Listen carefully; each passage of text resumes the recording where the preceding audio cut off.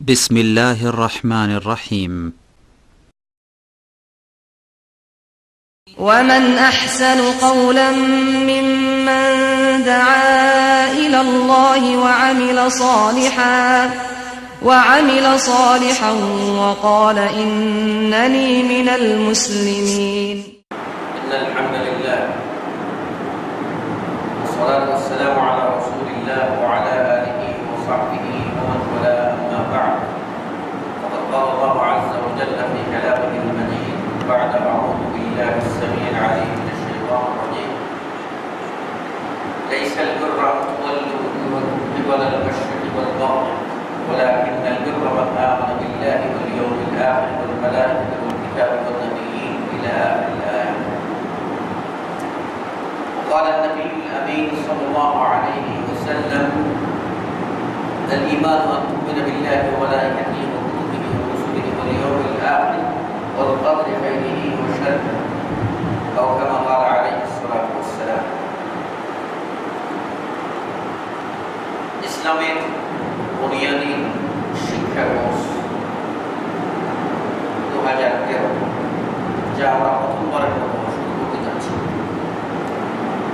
এই কোর্সে সমবেত জ্ঞান পিপাসু শিক্ষার্থী বন্ধু সকলকে শুরুতেই জানাই জান্নাতি সওগাত। আসসালামু আলাইকুম ওয়া রাহমাতুল্লাহি ওয়া বারাকাতুহু। আমরা আজকের এই প্রথম ক্লাসে কিছু ক্লাস সংক্রান্ত তথ্য আপনাদের সামনে পেশ করব। প্রথম নির্ধারিত বিষয়গুলিতে আমাদের কোর্সের নিয়ম অনুযায়ী আপনাদের সামনে ক্রমান্বয়ে ক্লাসগুলি পেশ করার চেষ্টা করব ইনশাআল্লাহ। আপনারা জানেন যে ইসলাম আল্লাহ প্রদত্ত জীবন বিধান।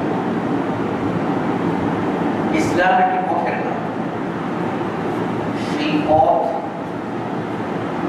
রেডি, প্রস্তুত। শুধুমাত্র এই পথ চেনা এবং সেই পথে চলা আমাদের দায়িত্ব। আর এই দায়িত্বের পূর্ব শর্ত হল জ্ঞান। জ্ঞান ব্যতীত ইসলামকে চেনা যাবে না, দ্বীন চেনা যাবে না, আল্লাহকেও চেনা যাবে না, তার রসূলকেও চেনা যাবে না, ঈমান বাঁচানো যাবে না। সেই জন্য শিক্ষা। আর ইসলামের প্রথম নির্দেশটাই ছিল পড়ো। কিন্তু কোরআন ও হাদিসের জ্ঞান সংখ্যা পুরোটাই আরবি ভাষা। যেহেতু ওয়াহী দু প্রকারের ওয়াহী, কিতাবুল্লাহ ও সুন্নাত রাসূল সাল্লাল্লাহু আলাইহি ওয়াসাল্লাম, দুটি আরবি ভাষা। আমরা যারা অনারবি তাদের জন্য আরবি ভাষার এই জ্ঞান সমুদ্রে সবসময় অবগাহন করা দুরূহ ব্যাপার। তাই প্রয়োজন বিশেষ কিছু ক্লাসে, যার মাধ্যমে আমরা আমাদের প্রয়োজনীয় শিক্ষাটা দিতে পারব, ঈমান বাঁচাতে পারব এবং ঈমান বিধ্বংসী বিষয়সমূহতে আমরা সতর্ক সাবধান থাকতে পারব। তাই আয়োজন হয়েছে ইসলামের বুনিয়াদী শিক্ষা কোর্স। এটার আমরা দুটা পর্বে কোর্সটা সম্পন্ন করার চেষ্টা করব ইনশাআল্লাহ। যদিও একটি বিশাল সমুদ্র, তার থেকে মন্থন করে কিছু তথ্য আপনাদের সামনে দিতে হবে। তাই আমরা দু পর্বে, প্রথম পর্ব আমাদের বিষয় হবে আকীদা। আর আকীদা এই বিষয়টিকে আপনাদের সামনে আমরা 6 মাসে সম্পন্ন করার চেষ্টা করব। প্রতি মাসে আমাদের 2টি করে ক্লাস। সেই হিসাবে 12টি ক্লাস এর মাধ্যমে আমরা আমাদের প্রথম পর্ব সমাপ্ত করব ইনশাআল্লাহ। এই পর্ব সমাপ্ত হওয়ার পরে আপনাদের সামনে একটি পরীক্ষা হবে এবং তার ফলাফল ঘোষণা হবে। প্রথম পর্বের একটা নম্বরপত্র আপনাদের সামনে দেওয়া হবে। আবার শুরু হবে দ্বিতীয় পর্ব। দ্বিতীয় পর্ব শুরু হবে ইসলামের যে সমস্ত ফিকহি মাসআলা ও মাসাইল দৈনন্দিন জীবনে করণীয় ও বর্জনীয়, যার দলিল ও প্রমাণ আমাদের জানা প্রয়োজন, এই বিষয়গুলি নিয়ে আমরা ক্রমান্বয়ে আরেকটি পর্ব আলোচনা আপনাদের সামনে নিয়ে আসবো ইনশাআল্লাহ। এভাবেই আমরা সংক্ষিপ্ত এই শিক্ষাক্রম সমাপ্ত করব, অতঃপর আপনাদের মধ্যে সনদ বিতরণ করা হবে। প্রকৃত সনদ আল্লাহর কাছে যদি আমরা যথাযথভাবে শিক্ষা অর্জন করতে পারি এবং আমাদের ঈমানকে, আকীদাকে বিশুদ্ধ রাখতে পারি, আমলকে সহিহ করতে পারি, আল্লাহ আমাদের প্রতি রাজি ও খুশি হয়ে যান। প্রিয় নবী সাল্লাল্লাহু আলাইহি ওয়াসাল্লাম আমাদের জন্য রোজ কিয়ামতে শাফাআত করে উম্মত হিসাবে পরিচয় দান করেন, আমরা ধন্য হয়ে যাব। এটাই হবে আমাদের চরম অবলম্ব, এটাই হবে আসল সনদ। আসুন আমরা এগিয়ে যাই আমাদের এই শিক্ষা কোর্স প্রসঙ্গে। প্রথমেই আমি আমার পরিচয় আপনাদের সামনে তুলে ধরছি। আমি হলাম আপনাদের সাথে মোহাম্মদ হারুন হোসেন। আপনাদের সাথে কোনো অনুষ্ঠানে প্রতিটি পর্বেই আপনাদের সামনে হাজির করার চেষ্টা করবো ইনশাআল্লাহ। এবং আজকে প্রারম্ভিক ক্লাস শেষে প্রাথমিক কিছু আলোচনা করব, পরবর্তীতে প্রতি ক্লাসে আপনাদের সামনে একটি করে সামারি সেট আপনাদের সামনে পেশ করব। এর জন্য আপনারা এই সারাংশ বা সারমর্মের যে পত্রখানা আপনারা প্রতিটি ক্লাসে পাবেন, এইটার আলোকে আমরা ব্যাখ্যা পেশ করব। তাই আপনাদের জন্য প্রয়োজন হবে নোটবুক হাতে রাখা, কেননা আমরা যে সামারিটা দেব এই সামারি ব্যাখ্যা করে যা ধরে নেন একজন মানুষ অন্তত এক সপ্তাহ ক্লাস করলে যা পাবে একদিনের ক্লাসে তা দেওয়া হবে। তাই সেটা গুরুত্বপূর্ণ পয়েন্ট ও তার দলিল নির্দেশনা থাকবে, কিন্তু এর ব্যাখ্যা করবে। আর এই ব্যাখ্যার প্রাসঙ্গিক কিছু জ্ঞাতব্য আসবে যা আপনাদের সকলকে নোট করে নেওয়ার চেষ্টা করতে হবে। আমি আপনাদেরকে একটা কথা বলি যে এই ক্লাসে যারা নোট করবে তারা ভালো করবে। আল্লাহ নবীর জামানায় সাহাবায়ে কেরাম, তাদের মধ্যে একজন সাহাবী আল্লাহ নবীর ক্লাসে বসে তারা মুখস্থ করে নিতেন, আর আরেকজন সাহাবী তারা লিখে নিতেন। যাদের পক্ষে সম্ভব আমরা লিখে নেব, যাদের পক্ষে সম্ভব নয় তারা কি বঞ্চিত থাকবো? না, তারা বঞ্চিত থাকবো না। আমরা চেষ্টা করবো সাবলীলভাবে, সহজভাবে, প্রাঞ্জলভাবে, সহজবুদ্ধভাবে আপনাদের সামনে ক্লাসটাকে উপস্থাপন করব। তাই আপনারা উপস্থিত হয়েও উপকৃত হবেন। একজন নিয়মতান্ত্রিকভাবে আপনারা রেজিস্ট্রেশন করবেন, নাম তালিকা করতে হবে এবং প্রতিটি ক্লাসে হাজিরা হবেন। তারপর আমরা এভাবেই ক্লাসটাকে সমাপ্ত করব ইনশাআল্লাহ। আসুন আমরা প্রথম পর্বে যেটা চলে যাই, প্রথম পর্বে আমরা আলোচনা করব জ্ঞান অর্জন। ইলম আমাদের উপরে ফরজ। ইলমটা একেবারে অত্যন্ত প্রমাণ্য হিসাবে নিজের হৃদয়ে গেঁথে রাখার জন্য প্রয়োজন প্রশিক্ষণের। তাই শিক্ষা ও প্রশিক্ষণ অঙ্গাঙ্গিভাবে জড়িত। এই হিসাবে আমরা ইসলাম যেহেতু জ্ঞানার্জনকে আমাদের উপরে অবধারিত করে দিয়েছে, তাই এই জ্ঞানটাকে আমরা একটা কোর্সের মাধ্যমে নিয়ে আসবো। কোর্সের মাধ্যমে নিয়ে আসার কারণ হলো, আপনারা জানেন যে সাহাবী আব্দুল্লাহ ইবনে মাসউদ রাদিয়াল্লাহু আনহু বলেছিলেন যে তুমি হয় শিক্ষক হও, না হয় ছাত্র হও, না হয় সাধারণ শ্রোতা হও, এর বাইরে চতুর্থ হইও। চতুর্থ হলেই তোমার পদস্খলন ঘটে যাবে, তুমি লাইনচ্যুত হয়ে যাবে, তুমি ডাইভার্ট হয়ে যাবে। সেজন্য প্রয়োজন আমাকে কি করতে হবে? আমাকে হয় শিক্ষক হতে হবে, না হয় ছাত্র হতে হবে, থাকবে এই মজলিসে থাকবে, এর বাইরে আমি থাকতে পারবো না। এখন আমি আজীবন কি শিক্ষক থাকবো, আজীবন কি ছাত্র থাকবো, 24 ঘন্টায় কি আমি ছাত্র থাকবো? হ্যাঁ, 24 ঘন্টা ছাত্র থাকবো, কিন্তু আমাদের পক্ষে 24 ঘন্টা ক্লাসে বসে থাকা সম্ভব নয়।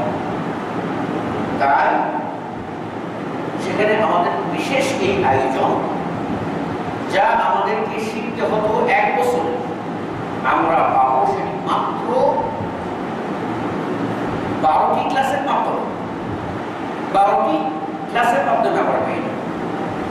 তাই এটার প্রয়োজনীয়তা অনেক বেশি।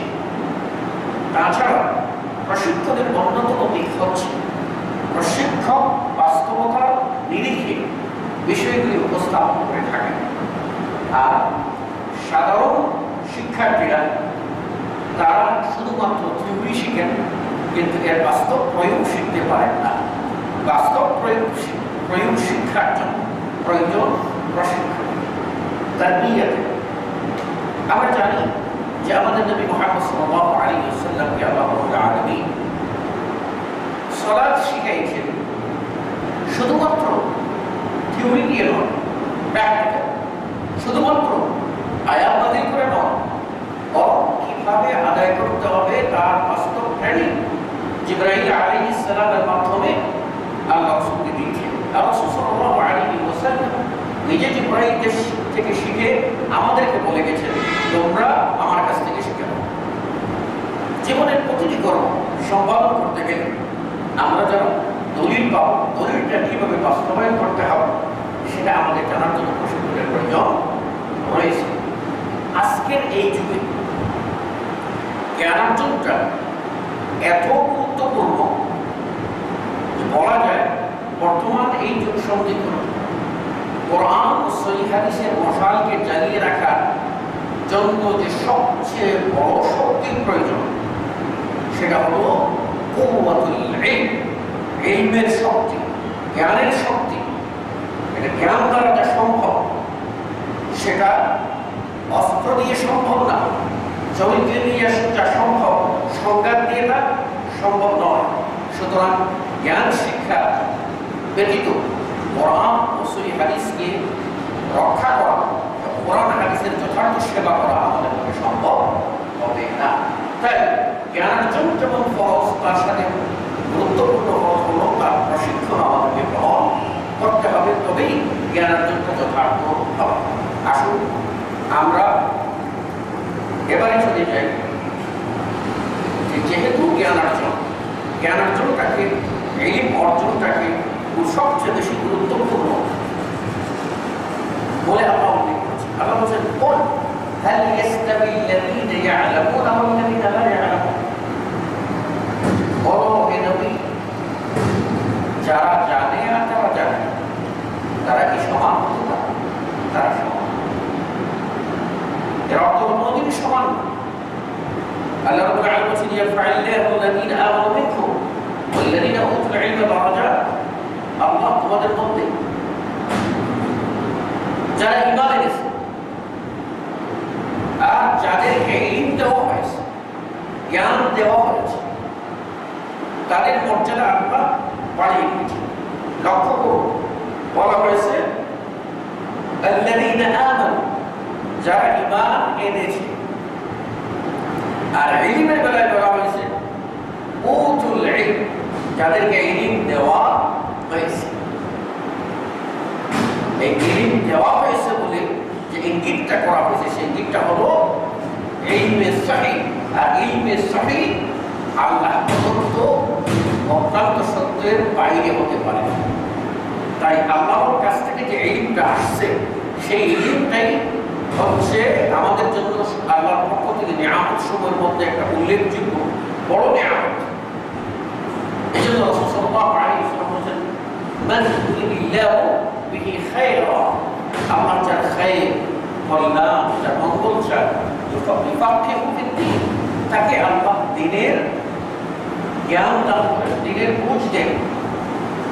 তাই আল্লাহ একটা বড় রহমত ওই ব্যক্তির প্রতি যে লোকটি জ্ঞান অর্জন করে থাকে। জ্ঞানের মাধ্যমে মৃতটি জিন্দা হয়। জ্ঞানের মধ্যে মানুষ সত্য মিথ্যা যাচাই করতে পারে, জ্ঞানের মাধ্যমে মানুষ তার বিবেককে শানিত করে সত্য গ্রহণের প্রতি উদ্বুদ্ধ হতে পারে। সেজন্য জ্ঞান অর্জন অত্যন্ত গুরুত্বপূর্ণ বিষয়। আমরা এখনই চলে যাব পরবর্তী পয়েন্টে, যেটা হলো যে আবশ্যকীয় জ্ঞান। মুসলিম মাত্রই জ্ঞান অর্জন করা ফরজ। এই ফরজকে দুই ভাগে ভাগ করা। একটা হলো ফরজে কিফায়া, যে কি পরিভাষায়, যে ফরজটি সমাজের কিছু লোক আদায় করলেই চলে, সকলের উপরে বাধ্যতামূলক নয়। যেমন জ্ঞানের বিভিন্ন শাখা প্রশাখায় সূক্ষ্ম বিদ্যা অর্জন এবং এটার আলোকে জাতির সামনে ব্যাখ্যা দেওয়া, জাতিকে উদ্বুদ্ধ করা, মাসআলা ও মাসাইল, এই গভীর জ্ঞান সমাজের কিছু লোক জানলেই যথেষ্ট। কিন্তু ফরজে আইন বলা হয় ওই ফরজকে যা প্রত্যেক ব্যক্তি মাত্রই জানতে হবে, অর্থাৎ নির্দিষ্ট করেই ফরজ, আমার উপরে ফরজ, আপনার উপরে ফরজ, পুরুষের উপরে ফরজ, নারীর উপরে ফরজ। প্রত্যেকটি মানুষ যারা কি আছে বুদ্ধি সম্পন্ন, যারা শরীয়তের মুকাল্লাফ, শরীয়তের মুকাল্লাফ ওই ব্যক্তিকে বলা হয় যার উপরে, যার বয়স প্রাপ্ত হয়ে গেছে, যার মস্তিষ্ক সুস্থ আছে, যে প্রাপ্তবয়স্ক হওয়ার কারণে তারপরে শরীয়তের বিধিবিধান কার্যকর হতে পারে, সেই হলো মুকাল্লাফ। প্রত্যেক ব্যক্তির উপরেই জ্ঞান অর্জন করা ফরজ। এই জ্ঞান তার পরিধি কত, যে জ্ঞান প্রত্যেক মুসলিম মাত্রই অর্জন করতে হবে তার উপরে ফরজ।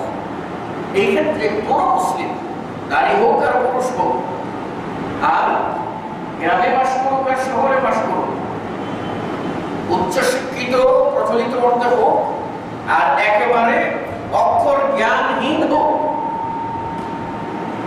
কোন মুসলিম যদি বলে যে আমি এই জ্ঞান থেকে মুক্ত, কোনদিনও সে কিয়ামতের মাঠে উদ্ধার পেশ করতে পারবে না। এই জন্য আমরা বলবো যে তিনটি জ্ঞান অর্জন করা ফরজ। প্রত্যেকটি ব্যক্তি মাত্রই তিনটি জ্ঞান অর্জন করা ফরজ। রাসূলুল্লাহ সাল্লাল্লাহু আলাইহি ওয়াসাল্লাম যে হাদিসের মধ্যে আমাদের জানিয়েছেন, তালাবুল ইলমি ফরিদাতুন আলা কুল্লি মুসলিম, আলা কুল্লি মুসলিম, প্রত্যেক মুসলিমের উপরে জ্ঞান অর্জন করা ফরজ।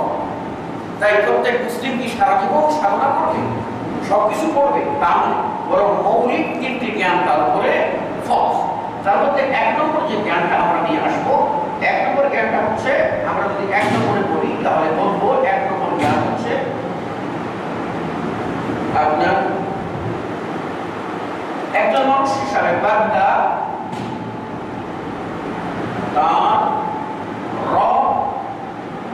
তার রবকে জানা। একজন বান্দার উপরে প্রথম ফরজ হচ্ছে তার রবকে জানতে হবে। তার রবকে জানতে হবে।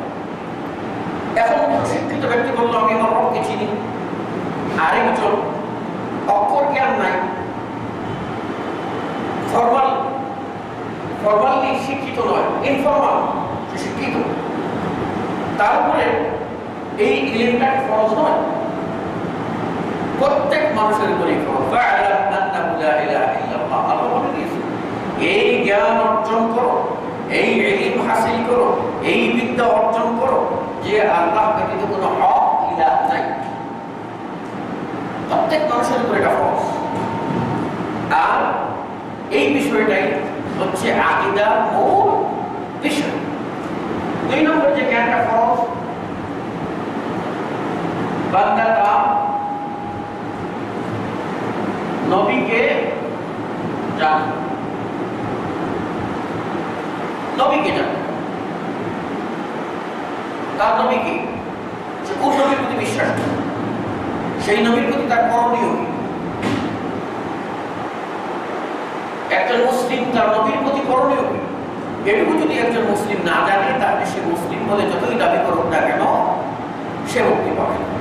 আর আপনি অজপাড়ার মানুষ শিখেন নাই, জানেন নাই, আপনি বলবেন আমি লেখাপড়া করি নাই, আল্লাহ আমাকে ক্ষমা করে দাও, এই অজুহাত কিয়ামতের মাঠে পেশ করার কোনো সুযোগ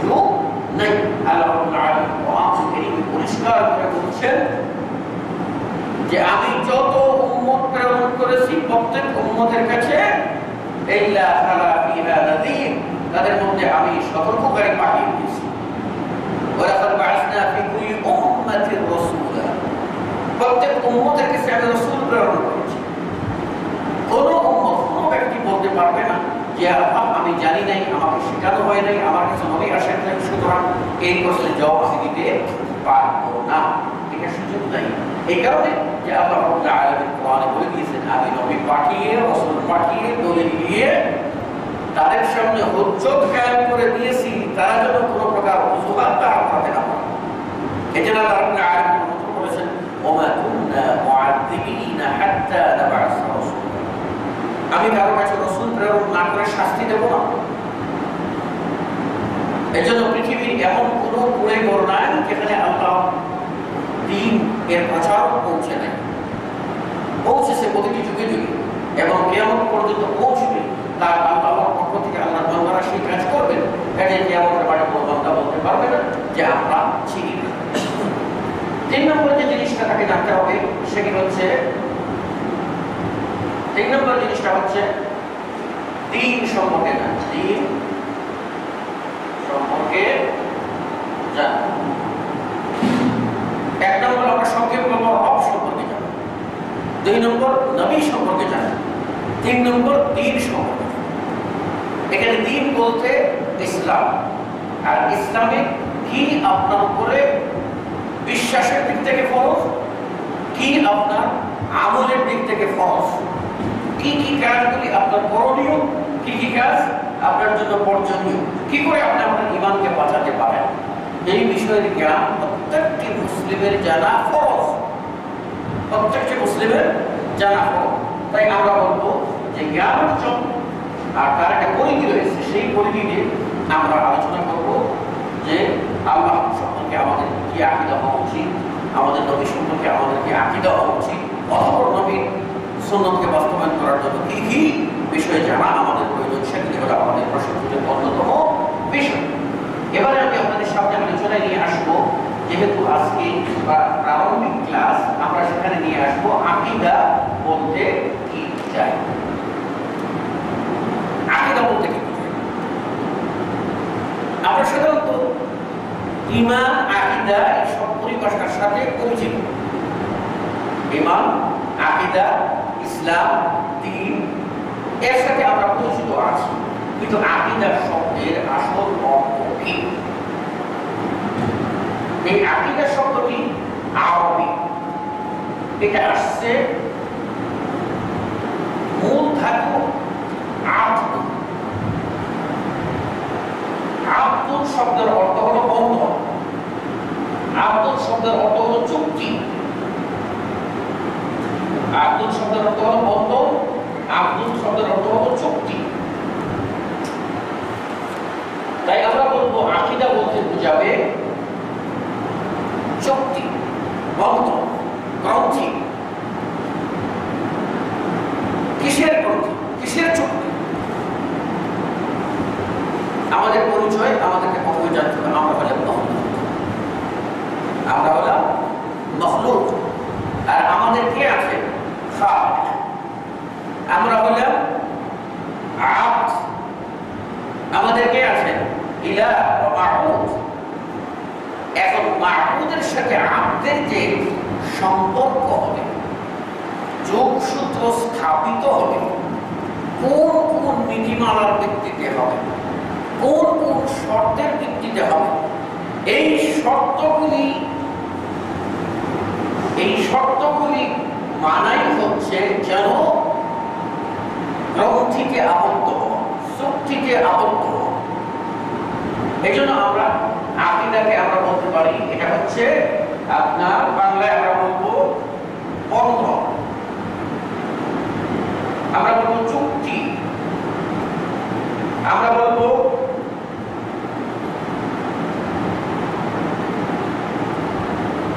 চুক্তি, আমরা বলবো গভীর সম্পর্ক, এটাও আমরা বলতে পারি। আসলে সহজ অর্থে আকীদাটাকে আমরা এভাবে নিতে পারি যে আকীদা হলো এমন কতিপয় মৌলিক ধর্মীয় বিশ্বাসের নাম। আবার আকীদা হলো এমন কতিপয় মৌলিক ধর্মীয় বিশ্বাসের নাম যার সাহায্যে স্রষ্টার সাথে সৃষ্টির সুগভীর সম্পর্ক স্থাপিত হয়। আবার আমি রিপিট করছি, আকীদা হলো এমন কতিপয় মৌলিক ধর্মীয় বিশ্বাসের নাম যার দ্বারা যার সাহায্যে স্রষ্টার সাথে সৃষ্টির, খালিক এর সাথে মখলুকের, মাহবুদের সাথে আব্দের যে বন্ধন হয়, সম্পর্ক স্থাপিত হয়, তাকেই বলা হয় আকীদা। তাকে বলা হয় আকীদা। অতএব আমরা বুঝলাম আকীদা বলতে বলা হয় এমন কতিপয় মৌলিক বিশ্বাসের নাম যার সাহায্যে স্রষ্টার সাথে সৃষ্টির গভীর সম্পর্ক স্থাপিত হয়। যদি মৌলিক করতে বিচার করি তাহলে আকীদা হবে দুই প্রকার। যদি মৌলিক করতে বিচার করি, যেহেতু এখানে একটি বিশ্বাসের নাম, একটা চুক্তির নাম, একটা বন্ধনের নাম, একটা সংকল্পের নাম, একটা আবদ্ধতার নাম, সেটা যদি আসি তাহলে আকীদা হবে দুই প্রকার। একটা হচ্ছে সঠিক আকীদা,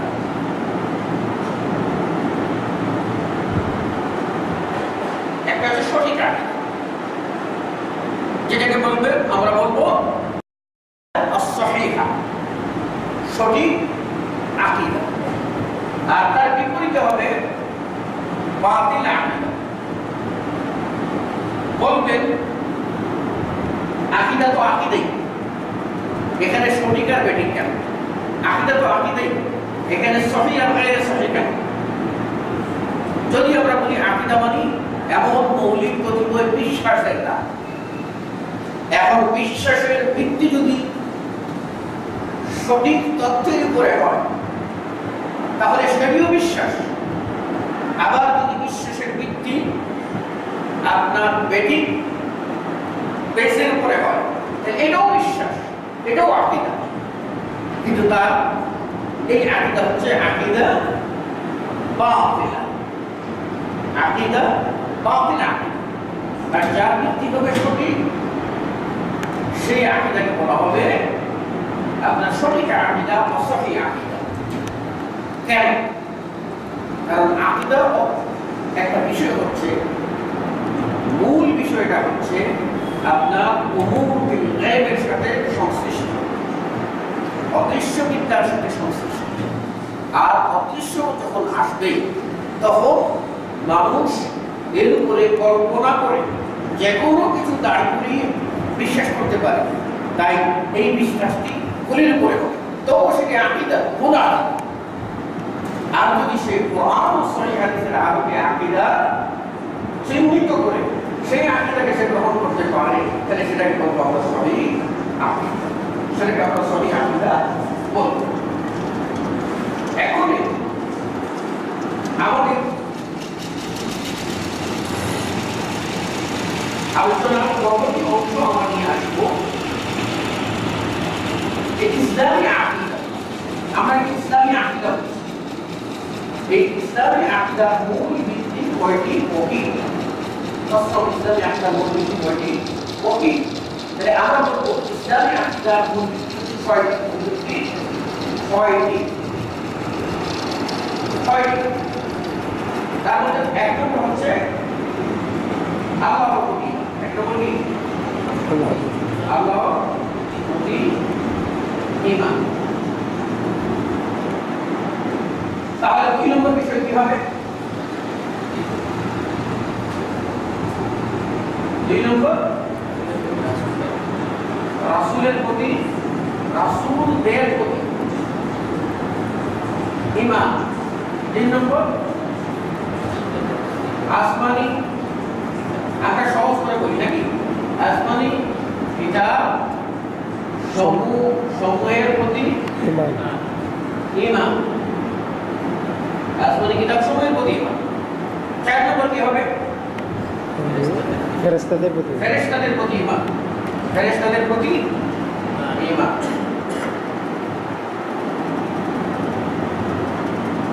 ফেরেশতাদের প্রতি ঈমান, ফেরেশতাদের প্রতি ঈমান। 5 নম্বর কি হবে? আখিরাতের প্রতি ঈমান, তাই না? আখিরাতের প্রতি ঈমান। 6 নম্বর কি হবে? তাকদীরের প্রতি ঈমান, তাকদীরের প্রতি ঈমান। বলবেন আমাদের সমাজে প্রচলিত আছে যে ইসলামী আকীদার মূল ভিত্তি হচ্ছে 7টি, আর আমরা আজকে ক্লাসে আলোচনা নিয়ে আসলাম ইসলামী আকীদার মূল ভিত্তি হচ্ছে 6টি। এখানে যে বিষয়টি আমাদের কাছে পরিষ্কার সেটা হলো যে আমরা দলিলের বাহিরে যাব না, আমরা দলিলের বাইরে যাব না। এটা যেহেতু মূল বিষয়, আমাকে আমার মালিকের সাথে যোগসূত্র স্থাপন করে দেবে, এটাই তো আকীদা। এটাকে আমরা দলিল প্রমাণ ছাড়া আমরা গ্রহণ করতে পারি? দলিল প্রমাণ ছাড়া গ্রহণ করতে পারি না। আকীদার মূলনীতিগুলি স্থির হবে কোরআনের মাধ্যমে, স্থির হবে হাদিসের মাধ্যমে। তাই আমাদেরকে জানতে হবে কোরআন ও হাদিসে এই ব্যাপারে কি বলেছে। আমরা যদি দেখতে পাই তাহলে দেখব কোরআনুল কারীমে আমাদের জন্য এই 6টি মূলনীতির কথাই বলেছে। আমরা যাব সূরা আল বাকারা, সূরা বাকারা 177 নম্বর আয়াত। বাকারা কত বললাম আমি? 177 নম্বর আয়াত। এই 177 নম্বর আয়াতে এই 6টি রুকুনের 5টি উল্লেখ হয়েছে। 6টি রুকুনের 5টি একত্রে উল্লেখিত হয়েছে, আর অন্য জায়গায় আরেকটি উল্লেখ আছে। তাহলে আমরা কোরআনের একাধিক সূত্র নিয়ে আমরা স্থির করতে পারি যে আমাদের ইসলামের মানে বুনিয়াদ, মানে আকীদার বুনিয়াদ হবে আপনার 6টি। 5টি আছে এই আয়াতে। আল্লাহ রাব্বুল আলামিন বলেছেন লাইসাল বিররা তুওয়াল্লু ওজুহাকুম কিবালাল মাশরিকি ওয়াল মাগরিব। কোনো কল্যাণ নেই মাশরিক ও মাগরিবে, পূর্ব ও পশ্চিমে মুখমণ্ডল ফিরানোর মধ্যে। আমি কিবলামুখী হয়ে গেলাম কিন্তু আমার আকীদা সঠিক হয় না। আমি পাঁচওয়াক্ত 5 ওয়াক্ত সালাত আদায় করলাম, আমার আকীদা সঠিক হয় না। আমি আল্লাহর পথে সংগ্রাম করে আমি একেবারে শহীদ বলে অথবা গাড়ি বলে অহংকার করলাম, কিন্তু আমার আকীদা সঠিক হয় না। আল্লাহ সে কথাই বলেছেন লাইসাল বিররা তুওয়াল্লু ওজুহাকুম কিবালাল মাশরিকি ওয়াল মাগরিব। পূর্ব পশ্চিমে মুখমণ্ডল ঘুরিয়ে দিয়ে তুমি মনে করো তুমি কল্যাণ কামনা করে ফেলেছো, তুমি সাধু হয়ে গেছো, তা কিন্তু সম্ভব না। তোমাকে আসতে হবে এই মূল ভিত্তির উপরে।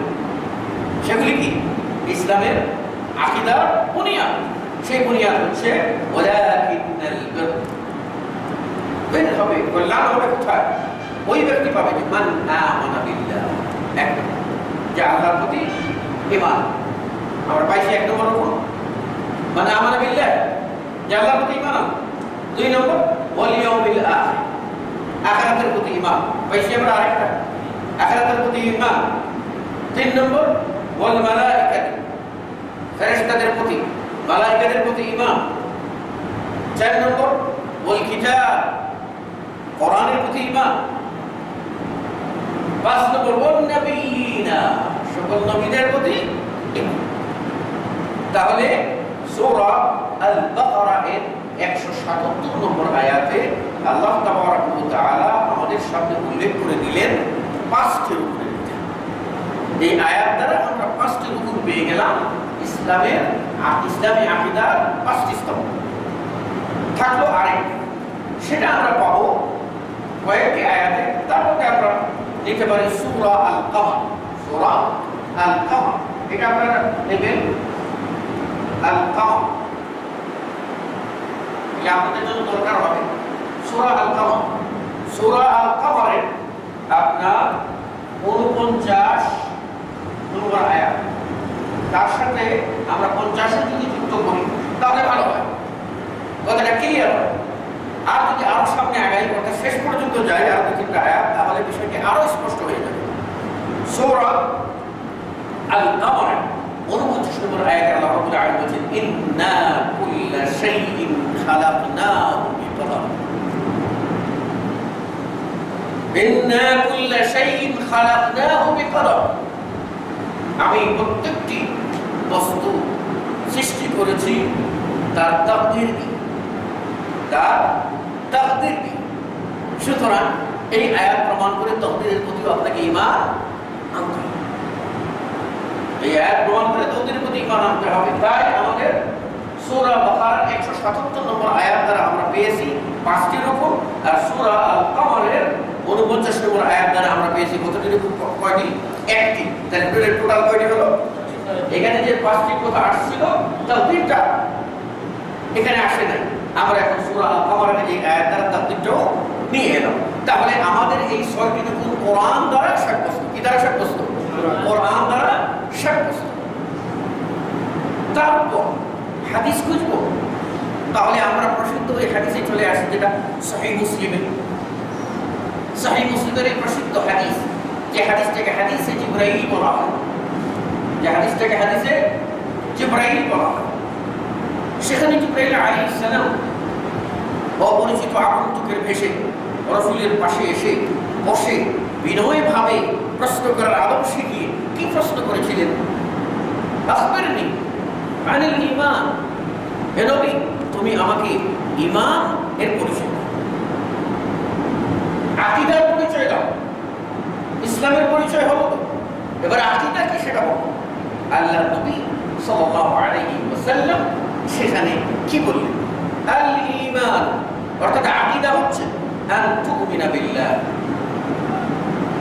তাহলে আল্লাহর প্রতি ঈমান, ওয়া মালাইকাতিহি তার ফেরেশতাদের প্রতি ঈমান, ওয়া কুতুবিহি তার কিতাবসমূহের প্রতি ঈমান, ওয়া রুসুলিহি তার রাসূলগণের প্রতি ঈমান, ওয়াল কদরি খাইরিহি ওয়া শাররিহি তাকদীরের প্রতি ঈমান, ওয়াল ইয়াউমিল আখির আখিরাতের প্রতি। আল্লাহর নবী সেখানে 6টি কথা বলে গেছেন। আমরা কোরআন থেকে 7ম 8ম রুকু স্থির করতে গেলাম না কেন? কোরআনের ব্যাখ্যাকারী বিশ্বনবী মুহাম্মদ রাসূলুল্লাহ সাল্লাল্লাহু আলাইহি ওয়াসাল্লাম জিবরীলের প্রশ্নের জবাবে ঈমানের রুকুন 6টি বলেছেন। সেখানে 7ও বলেন নাই, 8ও বলেন নাই, 9ও বলেন নাই, 10ও বলেন নাই, 11ও বলেন নাই, কমানো নাই, 5 বলেন নাই। বলছেন আন তুমিনা বিল্লাহ ওয়া মালাইকাতিহি ওয়া কুতুবিহি ওয়া রুসুলিহি ওয়াল ইয়াউমিল আখির ওয়াল কদরি খাইরিহি ওয়া শাররিহি। তাহলে আল্লাহর নবী সেখানে বলছেন 6টা, আমরা কেন 7টা বলবো? আমরা কেন 7টা?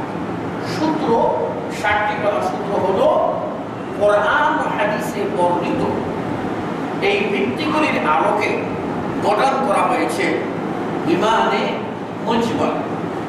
ঈমানে মুজমালের একটি বাক্য, লম্বা একটা বাক্য গঠন করা হয়েছে। কোরআন ও হাদিস মন্থন করে গঠন করা হয়েছে। গঠন করতে গিয়ে একটি রকুনের গুরুত্বপূর্ণ আরেকটি পাঠকে আলাদা করে দেওয়া হয়েছে, আর ওই পাঠটাকে কেউ মূল বলে বসেছে, আর সে কারণে কেউ সাত করছে। সেটি কি? আখিরাতের প্রতি ঈমান। তার অন্তর্ভুক্ত আরেকটি হলো ওয়াল বা'সি বা'দাল মউত, মৃত্যুর পর পুনরায় যে আল্লাহ উত্থান করবেন এবং হাসরের সমবেত আমাদের করবেন, এই সবগুলি হলো আখিরাতের প্রতি ঈমানের অন্তর্ভুক্ত বিষয়। এখন আখিরাতের প্রতি ঈমানের অন্তর্ভুক্ত ওই বিষয়টাকে আখিরাতের কথা উল্লেখ করার পর আলাদা করে এটা উল্লেখ করা হয়েছে। তাই কেউ কেউ এই অংশটাকে একটি রুকুন বলতে বসেছেন, কিন্তু আদৌ সেটা ঠিক নয়। কেননা জিবরিল আলাইহিস সালামের জিজ্ঞাসায় রাসূল সাল্লাল্লাহু আলাইহি ওয়াসাল্লাম 6টির কথা বলেছেন, আর এই 7ম নম্বরটি 6 মানে আখিরাতের অন্তর্ভুক্ত বিধায় আলাদা করে গণনা করার কোনো সুযোগ নেই। আমরা জানি ঈমানে মুজমাল সেটা বলা হয় আমানতু বিল্লাহি ওয়া মালাইকাতিহি ওয়া কুতুবিহি ওয়া রুসুলিহি ওয়াল ইয়াউমিল আখির ওয়াল কদরি খাইরিহি ওয়া শাররিহি মিনাল্লাহি তাআলা। শেষ। সেখানে পড়াই হয়েছে ওয়াল বা'সি বা'দাল মউত, ওয়াল বা'সি বা'দাল মানে বা'স উত্থান, বা'দাল মউত মৃত্যুর পর, মৃত্যুর পরে যে আল্লাহ উঠাবে সেটাকে আলাদা করে দেখা হয়েছে। বলুন তো আখিরাতের সংশ্লিষ্ট বিষয় নয় কি? যদি আখিরাতের সংশ্লিষ্ট বিষয় হয়ে থাকে তাহলে আমি আলাদা করে এখানে একটা রকম হিসেবে উল্লেখ করার কোনো যৌক্তিকতা নাই। তাছাড়া আমাদের নবী বিশ্ব নবী মুহাম্মদ রাসূলুল্লাহ সাল্লাল্লাহু আলাইহি ওয়াসাল্লাম 6টি গুণ ছিল, যা সহিহ মুসলিমের এই হাদিস আমাদের সামনে চাঞ্চল্য প্রমাণ। অতএব ইসলামের বুনিয়াদি আকীদা হচ্ছে এই 6টি। এই 6টির উপরে আমাদেরকে আলোচনায় ক্রমান্বয়ে এগিয়ে আসতে হবে। এখন আপনাদের জ্ঞাতার্থে যেটা আমি বলছি যে এই 6টি বিষয়কে বুঝতে গিয়ে প্রাসঙ্গিক আরো কিছু বিষয় আমাদের সামনে চলে আসবে।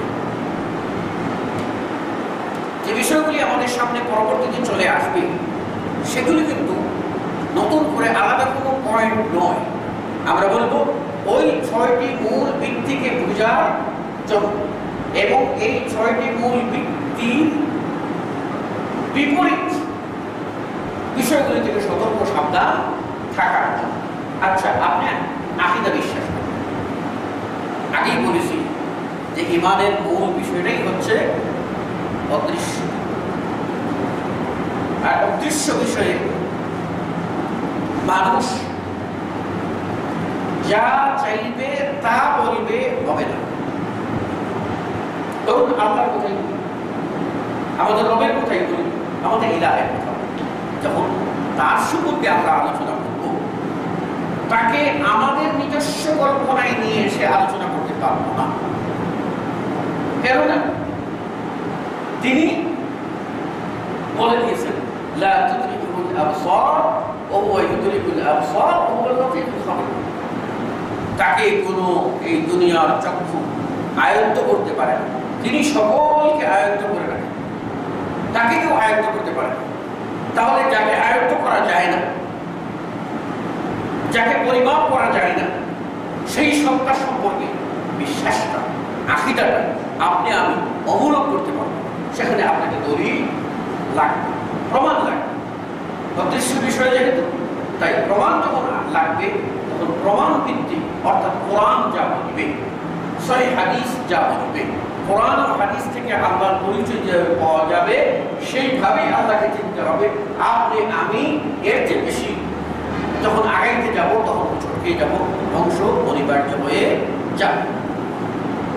সম্মানিত সুধীবৃন্দ, আপনাদের জন্য আমি আরেকটি পয়েন্টের সাথে যাচ্ছি, সেটা হচ্ছে যে কিছু বিষয় যেগুলি আমরা পরবর্তীতে এগুলি ক্রমান্বয়ে আলোচনায় নিয়ে আসবো, যেগুলি আকীদার সাথে সংশ্লিষ্ট।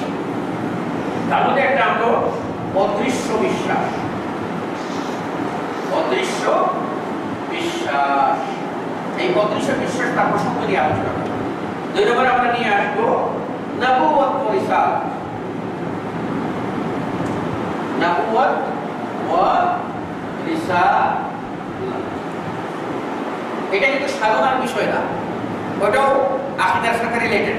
এই জন্য যে সাধনা করলেই নবী হতে পারবেন না, সাধনা করলেই আপনি বড় রাসূল হয়ে যাবেন, তা করা কিন্তু সম্ভব নয়। এটা আল্লাহ যাকে আল্লাহু ইয়াসতাফি, আল্লাহু ইয়াসতাফি, আল্লাহই নির্বাচন করবেন কাকে রাসূল বানাবেন, কাকে রাসূল বানাবেন, এটা আল্লাহ রাব্বুল আলামিন নির্বাচন করবেন। এই ক্ষেত্রে আপনার আমার করার কিছু নাই। তাই এটিও আকীদার সাথে সম্পর্কযুক্ত বিষয়। 3 নম্বরে আমরা নিয়ে আসবো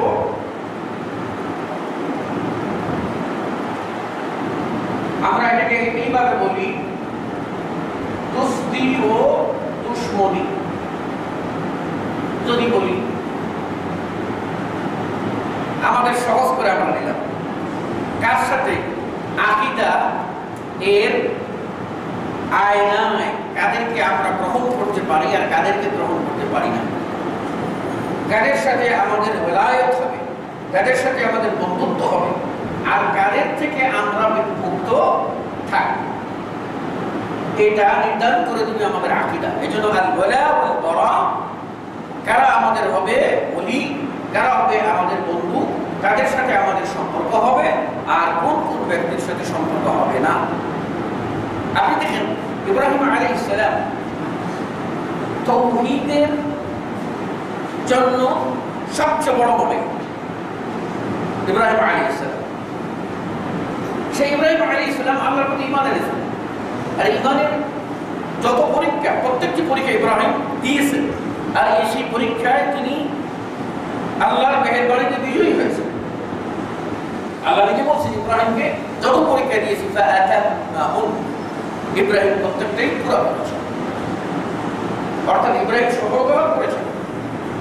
কিন্তু ইব্রাহিমের এই সফলতাটা ততক্ষণে পরিপূর্ণতা লাভ হয় নাই যতক্ষণ না ইব্রাহিম আলাইহিস সালাম তাওহীদের বিপরীত যারা, আল্লাহর প্রতি ঈমানের বিপরীত যারা, তাদের সাথে তার বারাত, তার বিমুক্ততা ঘোষণা না করেছে।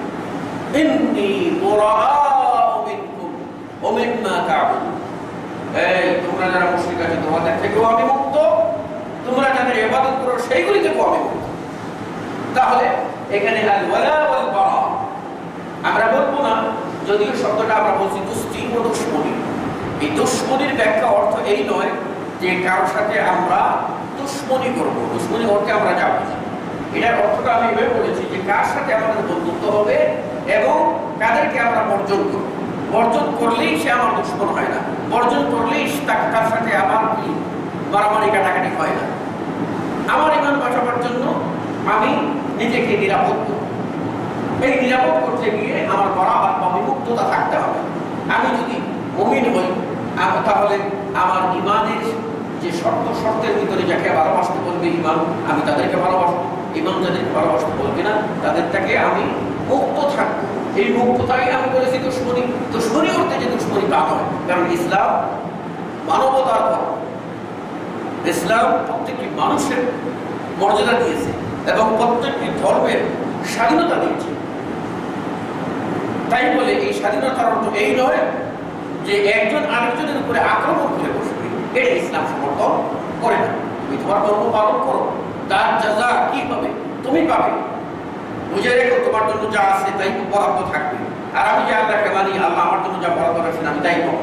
এর অর্থ এই নয় যে তোমার ধর্মটাও আল্লাহ গ্রহণ করে নেবেন, তোমাকে মুক্ত করে দেবেন, আর আমার ধর্মটাও আল্লাহ গ্রহণ করে নেবেন, মুক্ত হয়ে যাবে। যে যেভাবে পারো আল্লাহকে ডাকো তা না, বরং এটা একটা ধমক আল্লাহর পক্ষ থেকে, লাকুম দীনুকুম ওয়ালিয়া দীন, তোমাদের জন্য তোমাদের ধর্মের ফলাফল কি আছে সেটা অপেক্ষমান, আর আমার জন্য যে ঈমান এনেছে সেই ঈমানের ফলাফল আমার জন্য অপেক্ষমান।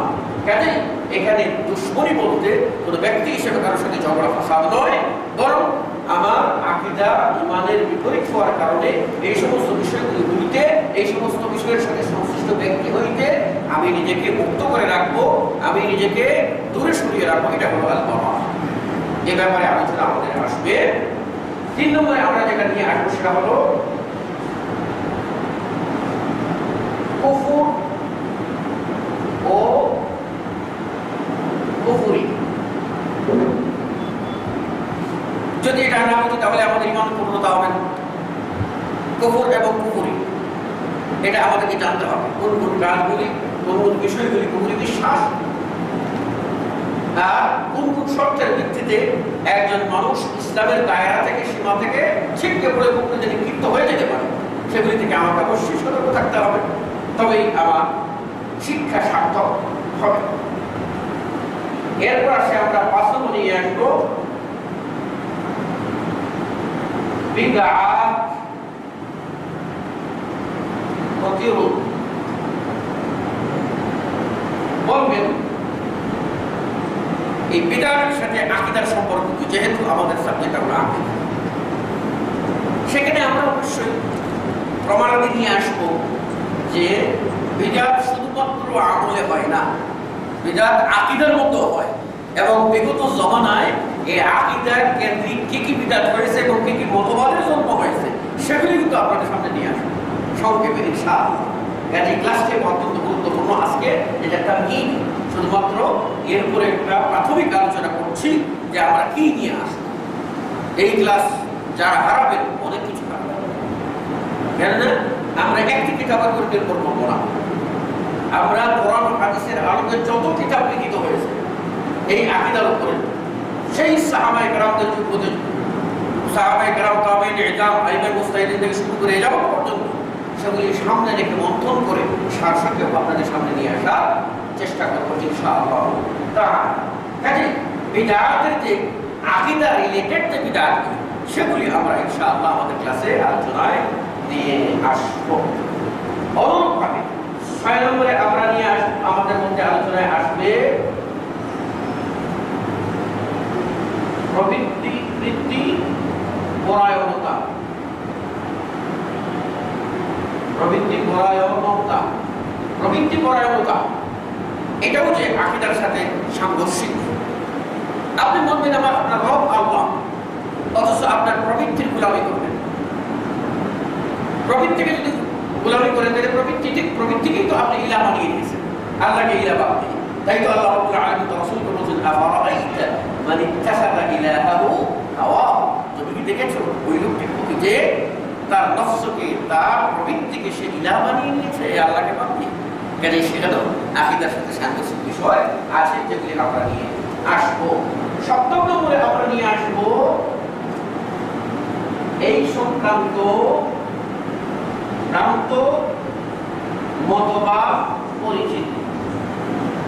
বলবেন ভ্রান্ত মতবাদের পরিচিতি, ভ্রান্ত মতবাদগুলি কি কি হয়েছে, সেই মতবাদের নাম আসবে, সেই মতবাদ কোন সময় হয়েছিল এবং কোন কোন বিষয়ে ইসলামের এই মূল যে আকীদা তার সাথে তারা সংঘর্ষ হয়েছে, সেই বিষয়গুলি আমরা আলোচনার মধ্যে নিয়ে আসবো। যদি আমরা সেগুলি আলোচনার মধ্যে নিয়ে আসি তবেই ইনশাআল্লাহ আমাদের ক্লাসটি সার্থক হবে এবং আমরা বুঝতে পারব। সম্মানিত দর্শক, জ্ঞান পিপাসু আমার বাবা ভাইয়েরা, আমরা যে কথা বলতে চাচ্ছি যে শুধুমাত্র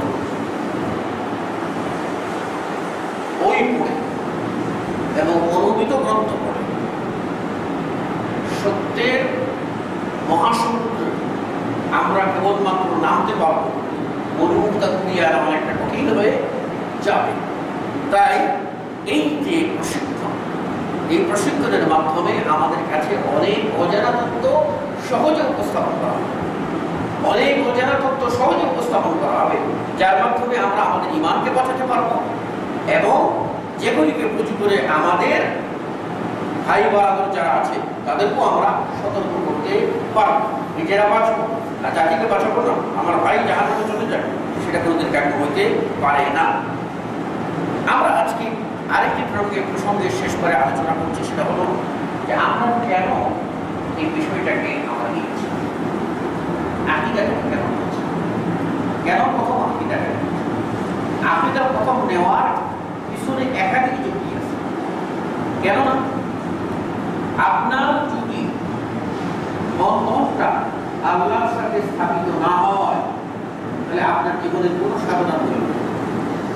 তাই আল্লাহ রাব্বুল আলামিন বলেছেন, ওয়াকাদিমনা ইলা মা আমিলু মিন আমালিন ফাজআলনাহু হাবাআন মানসুরা।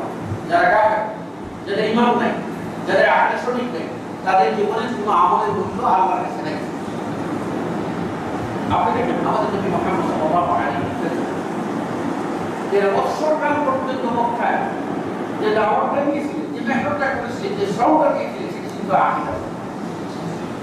সে শ্রমটা ছিল আকীদা। তাহলে আপনি বুঝে নেন আকীদা কত বড় গুরুত্বপূর্ণ বিষয়।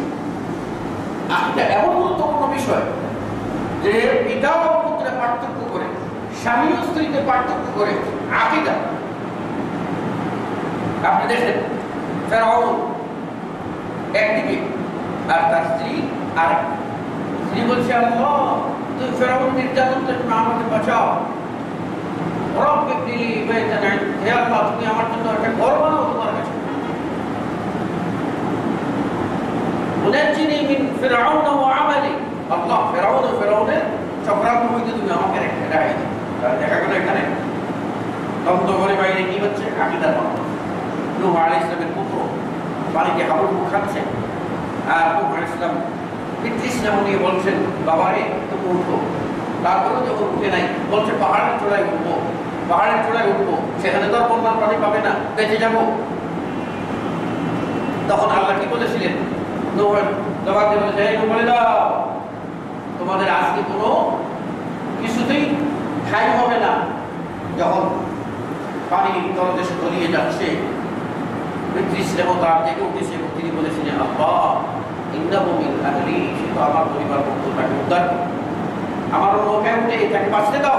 আল্লাহ রাব্বুল আলামিন বলেন ওয়ালা তাকফু মা লাইসা লাকা বিইলম, আকীদার ব্যাপারে তোমার ইলম নাই তাই তুমি কথা বলো না, যে ব্যাপারে তোমার ইলম নাই সে ব্যাপারে কথা বলো না। তোমার পরিবার তো তারাই যারা ঈমান এনেছে এবং তোমার নৌকায় চড়েছে, যারা ঈমান আনে নাই তোমার নৌকায় চড়ে নাই, তোমার যতই সম্পর্ক হোক না কেন ওই সম্পর্ক আমার কাছে মূল্য নাই। দেখেন আকীদা কিরকম জিনিস। আমরা যদি আকীদার প্রশ্নে আসি তাহলে দেখতে পাবো যে রাসূল সাল্লাল্লাহু আলাইহি ওয়াসাল্লাম সাহাবী মুআয ইবনে জাবাল রাদিয়াল্লাহু আনহু আল্লাহকে যখন ইয়ামানে পাঠাইছিলেন দাওয়াত দিয়ে, প্রথম কি বলছিলেন, এই মুআয তুমি যাচ্ছ এমন একটি জাতির কাছে, তারা হলো আহলে কিতাব, তারা হলো ইহুদি এবং নাসারা, তাদেরকে তুমি কি করবে? আউওয়ালা মানে এট ফার্স্ট তুমি দাওয়াত দেবে কিসের? তাওহীদের। কিসের দাওয়াত দেবে? লা ইলাহা ইল্লাল্লাহ। কিসের দাওয়াত দেবে? আকীদা।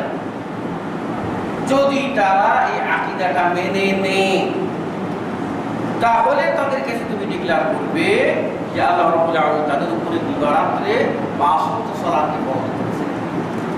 আপনি লক্ষ্য করুন, সালাত ফরজ এটা জানাতে বলেন নাই, কারণ বেঈমানের সালাতের দরকার নাই,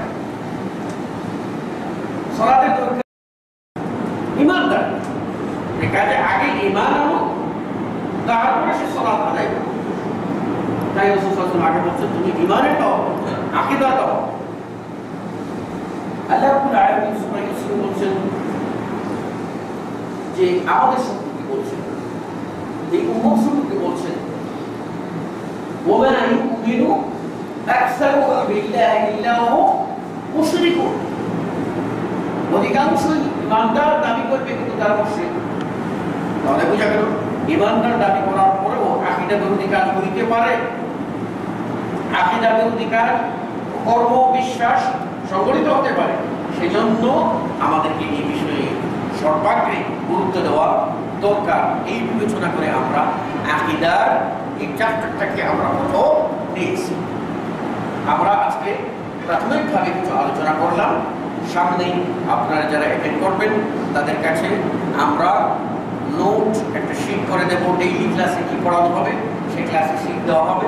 সাথে সাথে আপনারা আবার বলছি আপনার নোট খাতা নিয়ে আসবেন, কলম সাথে রাখবেন, আপনারা নোট করবেন। কিছু কিছু পরিভাষা যেগুলি আলোচনায় আসবে বোর্ডে লিখে দেওয়া হবে, বলা হবে, আপনারা লিখে রাখবেন, ধারণ করবেন। ইনশাআল্লাহ এই তথ্যগুলি আপনাদের জ্ঞান গবেষণার পথে যথেষ্ট খোরাক হবে। আপনারা যখন সাধনা করবেন, আপনারা যখন বিভিন্ন লিটারেচার পড়বেন, তখন দেখবেন যে এই পরিভাষাগুলি আপনার মনে হয় প্রশ্ন লাগবে। আর এখন এই ক্লাসের মাধ্যমে আপনি যখন এটা ক্লিয়ার হয়ে যাবেন কিছুটা, তখন দেখা যাবে যে বইটা পড়ে আপনি বুঝতে পারবেন, পড়তেও আপনি সাপ পাবেন, শিক্ষা পাবেন।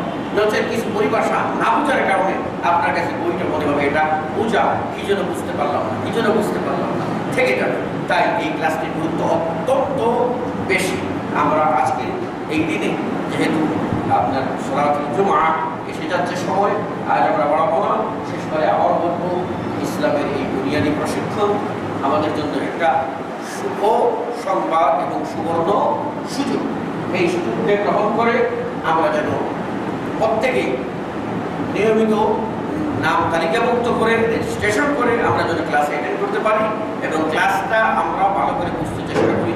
আমরা একদিকে নোট পাবো, একদিকে আমরা লেকচার পাবো, অপরদিকে আমরা এটা অডিও ভিডিও সবটাই আমরা পাবো। তারপরও ক্লাসে উপস্থিত না থাকলে শুধুমাত্র ওই যন্ত্রের সাহায্যে সব কিছু সম্ভব হইলে ক্লাসের প্রয়োজন ছিল না। আমি আপনাদের সকলকে সবিনয় নিবেদন করছি এই প্রশিক্ষণ ক্লাসটাকে সাকসেসফুল অংশগ্রহণ করতে গিয়ে আপনারা সার্বিক প্রস্তুতি নিয়ে আসবেন। আল্লাহ রাব্বুল আলামিন আমাদের সকলকে কোরআন ও সহিহ হাদিসের আলোকে সঠিক যে আকীদা, সে আকীদা জানার এবং সেই আকীদার ভিত্তি বলে নিজের জীবনকে গঠন করার তৌফিক দান করুন, আমিন। এবং কোরআন ও সহিহ হাদিস অনুযায়ী যত প্রাপ্ত আকীদা আছে সেগুলিকে চিনে তার থেকে দূরে থাকার তৌফিক আল্লাহ রাব্বুল আলামিন আমাদের সকলকে দান করুন। أقول بهذا أستغفر الله لي ولكم ولسائر المسلمين. سبحانك اللهم وبحمدك أشهد أن لا إله إلا أنت أستغفرك وأتوب إليك. والسلام عليكم ورحمة الله وبركاته.